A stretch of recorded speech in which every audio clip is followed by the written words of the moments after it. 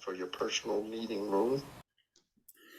Hello, my name is Alan J. Holman Sr. I'm a doctoral history student at Liberty University, and I'm working on the history of African American funeral homes in Chattanooga. This is for the class called American Entrepreneurship since 1900.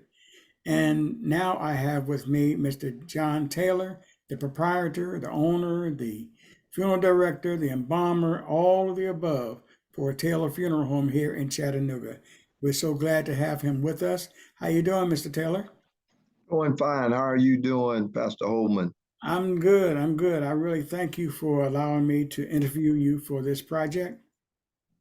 I have a few questions I like to ask, and just feel free to open end answers, okay? Okay. How long have you been in the funeral business? We've been in business since 1990, which we opened on December, the month of December.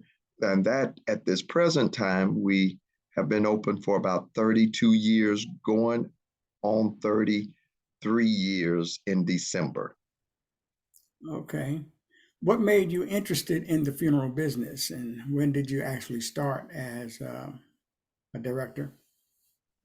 Well, I've been interested in this particular profession since, believe it or not, since I was in the third grade. So there have always been an interest from my youth all the way until present, and uh, and the interest primarily started working with my father. We also worked with Crombie's Funeral Home, where I was able to serve my apprenticeship years ago now. Mhm. Okay, great. What services do you provide with your funeral home and the name of your funeral home? The name of the funeral home is Taylor Funeral Home of Chattanooga Inc. And the services we provide are services that deals with death care. We perform funeral services, traditional service, as well as cremation and memorial services. We provide uh, caskets, we provide urns, other type of merchandise which will help to memorialize their loved one. And so we offer everything as it relates to the funeral industry. We also provide pre-arrangement um, where the family is able to select prior to death and also to cover all of their services prior to death so that at the time of death, this will help to alleviate the family of any difficult decisions that they might have to go through or deal with. Oh, thank you so much. What are the benefits in pre-planning a funeral? Well, there are several benefits in pre-planning a service because in pre-planning, number one, you are able to select, you're able to put your requests down, your wishes, your desires, so that you're able to pass that on to your next of kin or your family.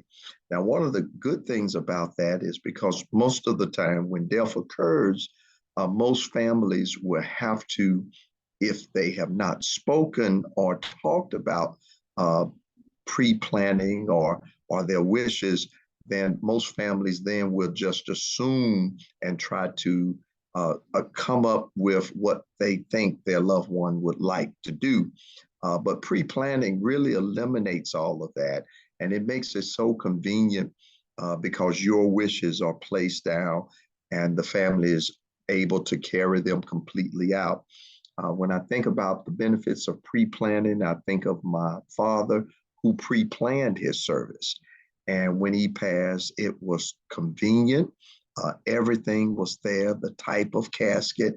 He even had the type of the program he wanted, um, even down to who was going to be make remarks and the speaker and how to get the speaker to the service and where to send them back to or to make sure he got back to his destination. He was very well detailed in his service, even selecting and paying for the grave space. And not only was that, when you look at the paying of the grave space prior to, that was a big savings because over time, things continue to go up. So pre-planning is one thing. The other step is pre-planning and paying for your pre-arrangement. And that really helps you in the long run because over 32 years of service, uh, I haven't seen anything go down. Everything goes up. So the quicker you can pre-plan your service, the better off you would be financially in the future and for your family. Okay, that's awesome. Let me ask you this. How do you handle difficult situations and complaints? How do I handle difficult situations or complaints? Um, I think the first thing to do is whenever there's a difficult situation or if there's a complaint, many times, with any conflict or situation, we hate to deal with it, but the best thing to do is to deal with it head on, address, and find out exactly what the complaint and the problem is, analyze it, see what happened, make sure there's clarification on what happened, and try to get as much information uh, for the family or the person or the client that we're working with so that we'll be able to properly address their complaint or whatever the situation might be. So the number one I would say is always listen to the complaint, try to find out, where the breakdown was, and if we're able to solve it or make sure we work on bringing it to a final resolution so that we can have that complaint or situation properly dealt with. Okay. How do you keep up with the latest trends and innovations in the funeral industry? I think that's a very good question because from the time starting to now, there have been several trends. There have been new innovations. There have been different types of fluids. We move more from, we're moving more into cremation, which when we first started was not uh, well or not too much in the African American community as it is at this present time. So the best way to keep up with trends and changes is to try to stay educated on the things that are out there. Try to attend different conferences, read quite a bit of our trade, or stay head of our trade magazines, and just stay, communicating with colleagues and just being aware of the changes that are going, the winds that are blowing, and try to analyze those things and make proper adjustments. Okay, thank you, sir. How do you balance your professional and personal life? How do you balance? Very difficult, very good question. As you know, this is a 24-hour business. So, one of the best things about it in balance is to have good people around you, folk that can assist you.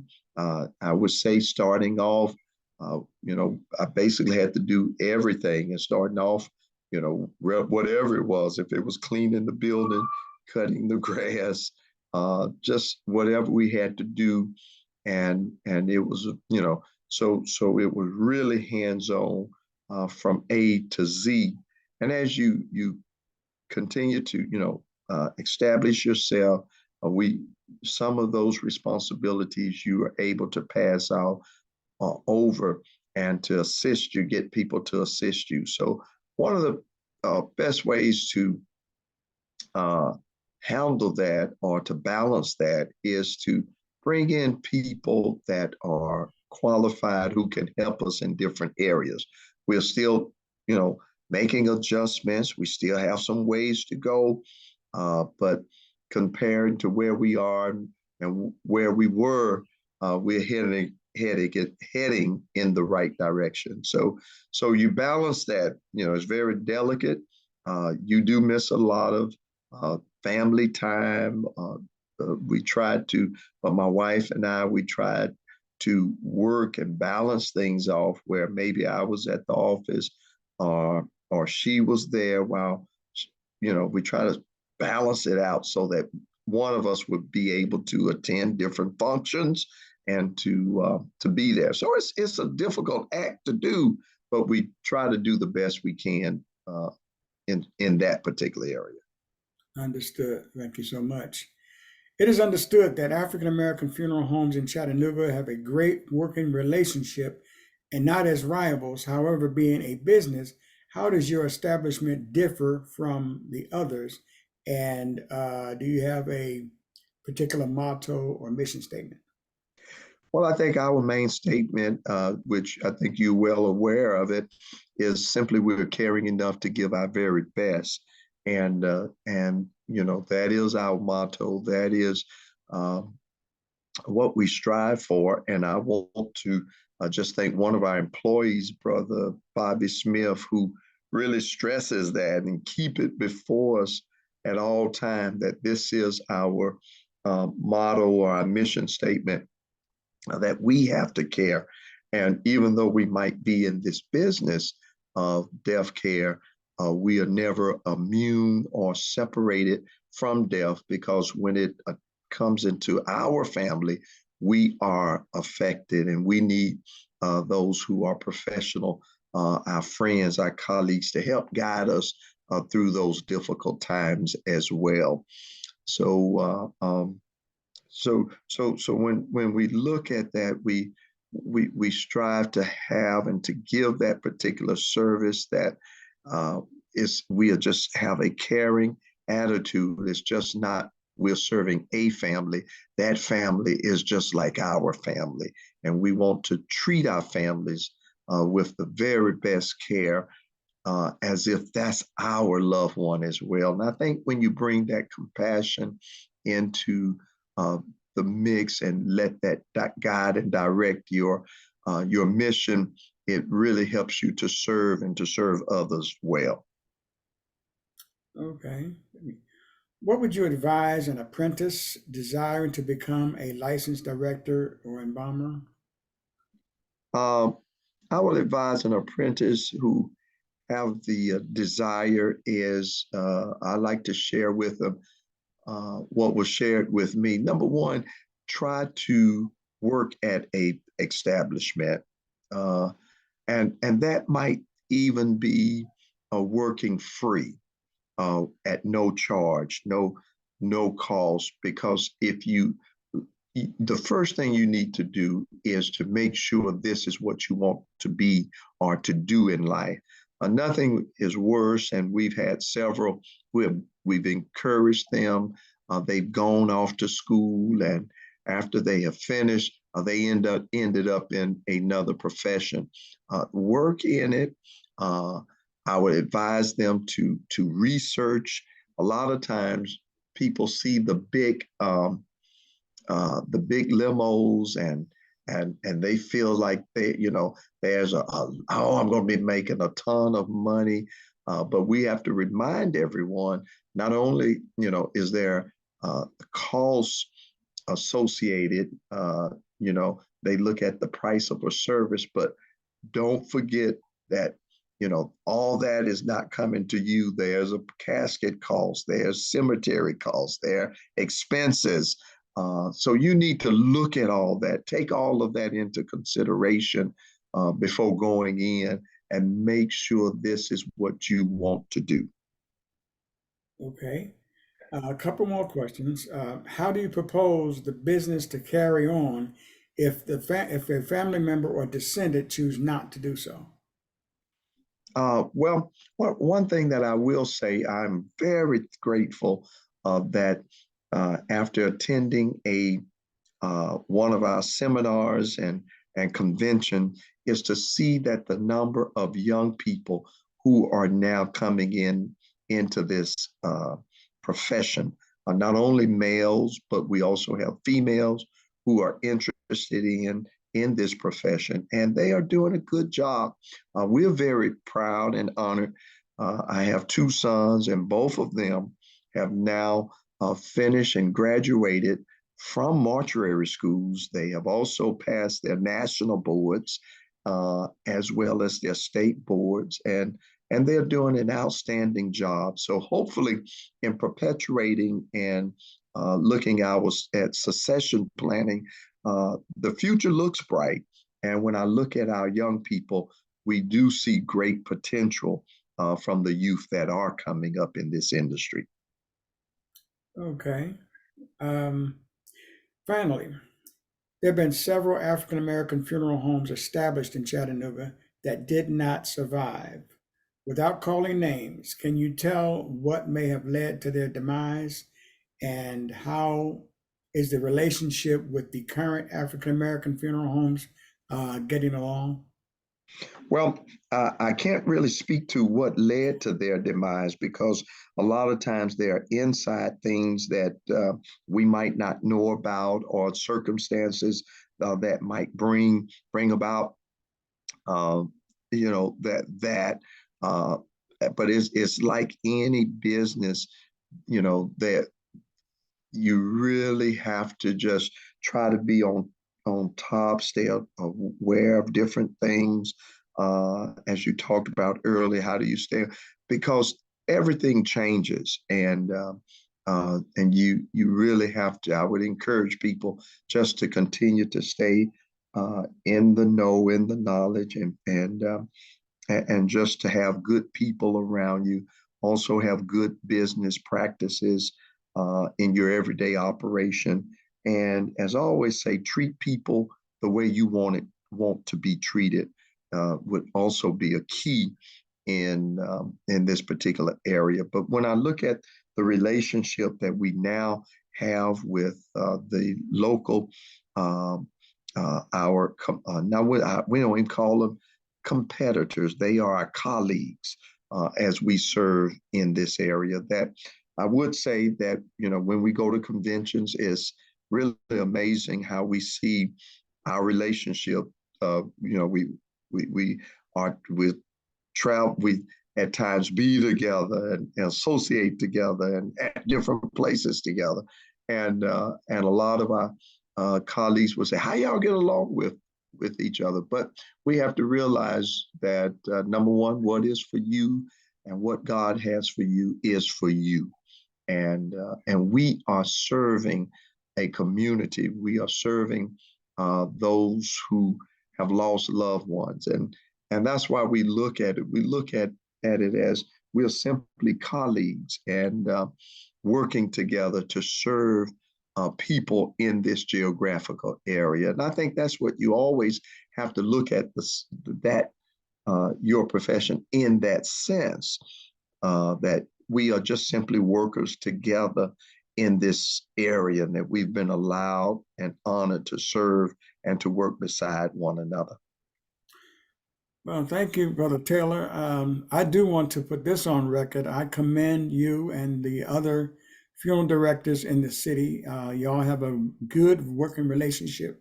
Me being a pastor in Chattanooga, I have worked with all of you, and it seems like all of you have positive things to say about each other. And you have different things to offer. You have different personalities, and we all work as a family. That includes not only the funeral directors and funeral home owners, but as well as the African American cemetery proprietors as well. So thank you so much for this interview, and I pray continually that your business will thrive and your descendants will carry on. Amen. Thank you so much. Man, and we want to thank you, Pastor Holman, for what you do and the expertise that you bring in your capacity, as well as to the funeral industry and your knowledge that you help to share in your working relationship. So, there's not enough words to say thank you because cooperation between funeral home and clergy is so important because we're serving the families in order to make this terrible experience one that can still be meaningful and memorial, just giving them a memorial of their loved one that they can be proud of. Thank you so Thank you. much. Yes, sir. And you have a blessed day, a blessed evening, and may God continue to help you thrive. All Amen. right. Thank you so very much. You're welcome. Have a blessed one. All right. Bye-bye. Bye-bye.